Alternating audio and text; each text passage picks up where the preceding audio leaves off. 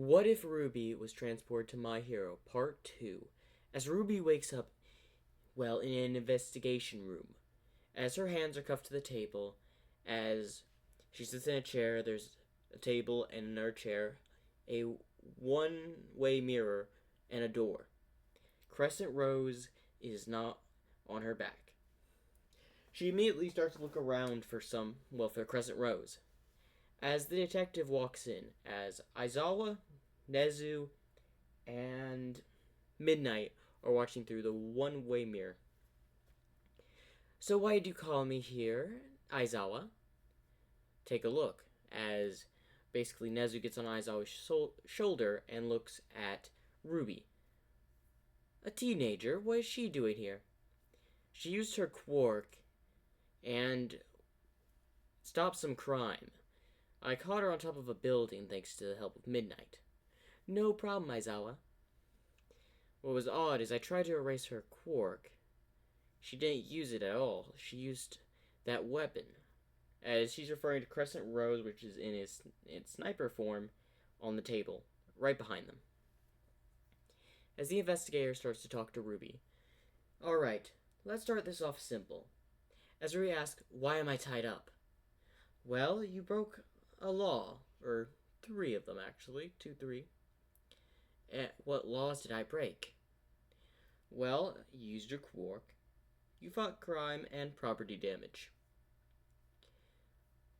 Excuse me?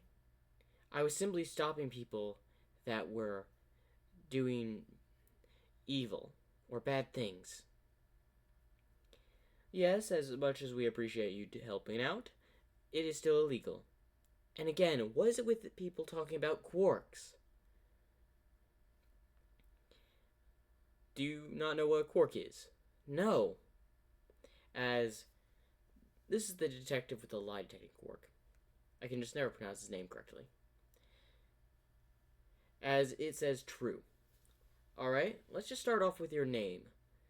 My name's Ruby Rose. True. Alright.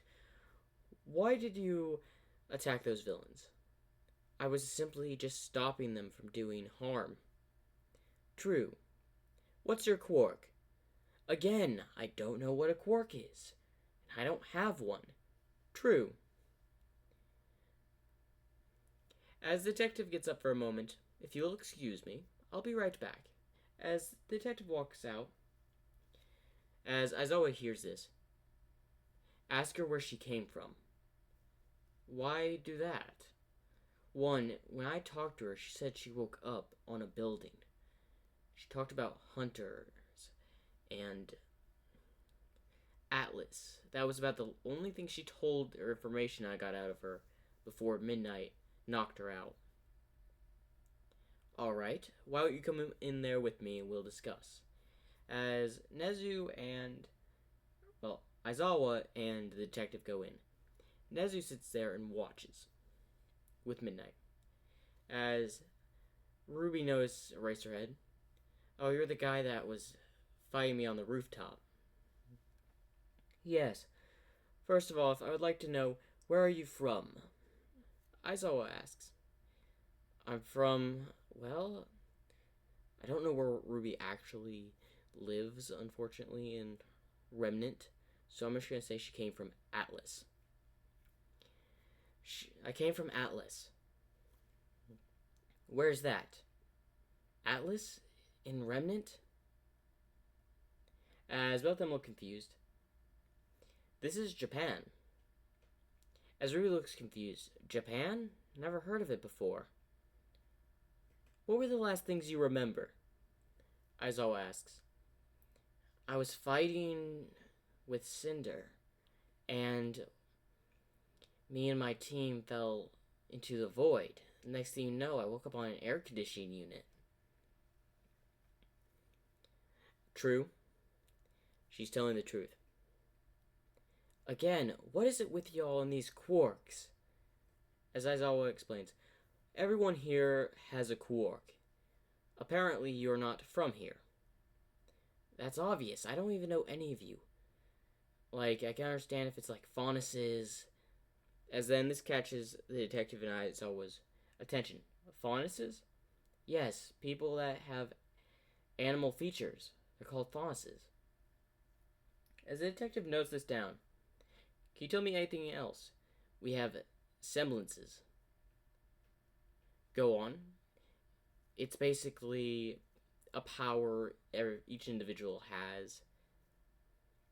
As she would basically start explaining stuff from Remnant. The Grimm, Salem, Ozpin, not telling the full truth about Ozpin or Salem, just gave a brief description because there are secrets that should not be revealed and that are meant to keep secret. That what Ozpin told them anyway. As they finish the investigation, as they walk out back to Nezu, as they are talking through the one-way mirror, she's obviously not from this world. By the estimates, none of these facts make any sense. She could have been hit by a quark and she thinks that she's someone else. It's not too far off a possibility. Yes, but this stuff is way too detailed, like she's lived it through her entire life. Yes, also, if she was hit with a quark, there would have been at least some investigation or detail we would have discovered about it by now. Especially with your incredible investigation, detective. Thank you, Nezu. So what should we do, Nezu? Well, we should obviously bring this girl to UA. We'll try to, let her live here. Provide her a new home and give her detailed information. She could possibly be a good hero. Also, I would like to know more about the semblance she talks about. She also mentioned something about aura, didn't she?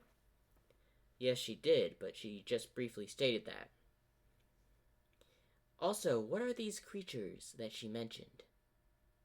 Grimm. People or things that feed on fear. Apparently, in wherever she came from, they're common. And that the hunters and huntresses act like heroes. It's a possibility that she is not of this, dimension.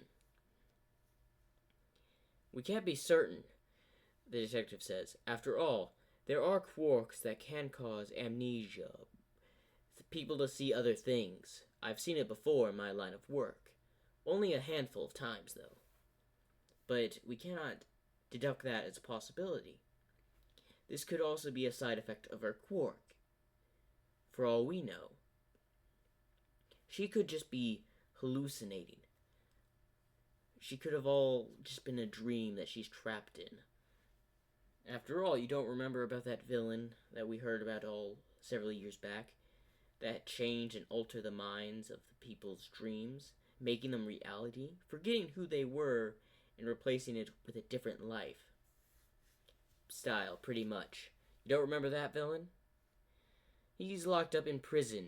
There's no worry about him. But we cannot rule out the possibility that she's not from another world. After all, quarks with, dimensions are still very rare and could be a possibility, although there has not been one accord to exist. The possibility is surely there. So you're telling me to believe the impossible? It is not impossible. We are in an age of quarks, and every quark is different. I guess you're so. For all we know, we don't know if 13's quark destroys stuff completely, or can simply just transport it. We know it can, technically kill a person, yes. But there's a theory with black holes that stuff gets sucked into it, goes somewhere entirely different. So we cannot rule out the possibility. Very well.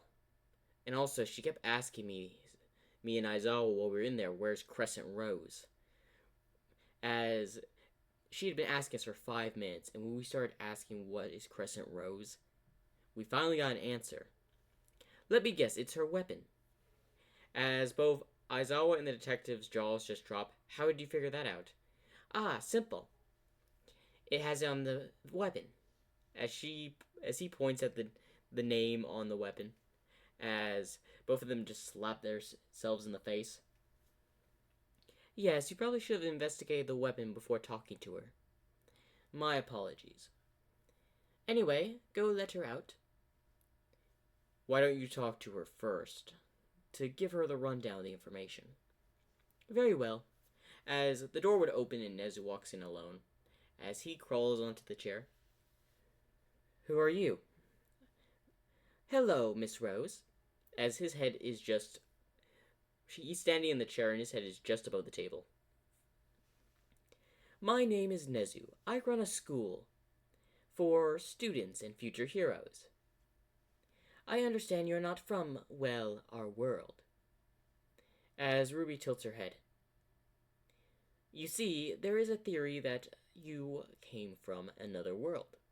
The Grimm, the Hunters, the Semblance, all that does not exist here. As Ruby is just in a shock state. But we can always try to research a way to find a way for you to return. Have you come across anyone else?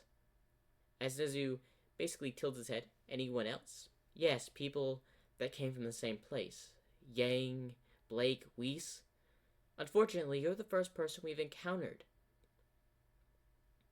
Oh, as Ruby tilts her head down. But we'll send a search team to search for them. If they're here, we'll find them. I promise that. Thank you, as Ruby says. How would you like a place to stay until we can organize this whole world displacement, or how you got here? You said you fell into a void. Yes, I was fighting Cinder. So basically a villain from your world, if I'm correct. You could say that, yes. Cinder worked for Salem. Salem? Can you give me a brief description? She's from my world, and she's basically controls the Grimm. The creatures you were talking about. I got a brief rundown from the detective. Yes. Well, you're happy to know that there's no such creatures here. Very well. Do you have any sorts of powers? You mentioned of a semblance. Yes. Her semblance turns her into rose petals. I'm not sure what else it does. As basically she moves really fast, gives a brief description of her semblance. Alright. We can pass that by a quark in this world. We are going to keep all your information top secret. Because we cannot just let people know that, well, people from other worlds can arrive. Very well. Although, could you give me a description of each of your associates? Or, sorry, teammates. Yes, as she gives Nezu a brief description of Yang, Blake, Weiss. Why, thank you very much. Now, without further ado, as Nezu just leans over the table and uncuffs Ruby. As, thank you. Don't worry, you can come with me back to UA. We can set you in a dorm. And you can be one of Aizawa's students. As all you hear is a bang on the window. As Aizawa was not informed about this. What was that? Oh, nothing. Oh, you mean the one-way mirror. As Nezu's shocked that she knew that. A one-way mirror. How could you tell? Oh. I could see... She could see Aizawa, Weiss... Well, not Weiss. Midnight and Crescent Rose in the room. How did she see this, you may ask? I'm just chalking it up to an extra power I'm giving the Silver Eyes. She did not tell anything about the Silver Eyes, by the way. As they walk out of the room, followed as they enter the room with Aizawa, Midnight, and the detective. Alright, shall we get going? Nezu, you never told me anything about this. No. Now we need to head back to UA. As about, I would say, 2 hours pass as they arrive at the front of UA. As Ruby gets out of the car, as Crescent Rose is on her back, she is not letting them keep Crescent Rose. Wow, this place is huge. Yes, this is a school after all. It kind of reminds me of Beacon. Beacon, as Nezu takes an interest. It was the school I went to for becoming a hunter, or a huntress. As Aizawa, Midnight, and Nezu start walking through the halls, please tell me, what were these hunters and hunters like? They hunted the Grim. They kept them at bay, protecting everyone. So these Grim would attack towns, civilians. Yes. And you hunters kept them from doing that. Correct. We kept the peace. I see. You are still young, though. Yes, I'm actually the youngest student to ever be enrolled in Beacon. Really, I never would have guessed. As they are walking the halls of UA, now I'll be taking you straight to the dorm. As Nezu would lead Ruby to the dorm. Do you have anything else you'd like to share with me? If you could tell me about these heroes you'll talk about. Are they like the heroes? Are like the hunters and huntresses? Yes, but we don't kill our villains, you see. Well, the things I fight weren't really human. Yes, I'm very aware of that. They were monsters by the sounds of it. You can use crescent rows to immobilize the villains you encounter. Now, by the sounds of it, you have quite a bit of combat experience. Yes, I probably could have taken down him, as she points to Aizawa. Aizawa, could you tell me about how would you fare in a battle against her? She's obviously skilled. She cut my scarf pretty quickly, and she moved very fast. I could barely keep up with her. Yes, I was trying not to go full out, because I didn't know anything about this. I have no idea who you are, I didn't know who anyone was. I was very confused. I still am. Don't worry. We will be enrolled into Class 1A. 1A? Yes, it's the class of Aizawa.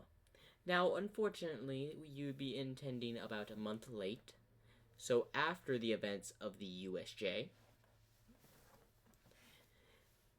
So, please go to your room. You can design it however you like. As Ruby would go to her room. I still don't think this is a wise idea. Well, we can't just let her out there. She has no relatives. We don't know if all of what she's saying is true, although the detective did not sense that she was lying at all. Do you really think she's from another world? It is a possibility, after all. We live in a world of quarks. It wouldn't be so far-fetched if there was one that could bring other people from another dimension. As we go outside UA, as someone was looking through binoculars as Nezu, Aizawa, Midnight, and Ruby had walked into the dorms. Keep playing your role, Ruby Rose. Soon, you'll be part of a bigger plan. As he puts the binoculars away before jumping off the building, out of view.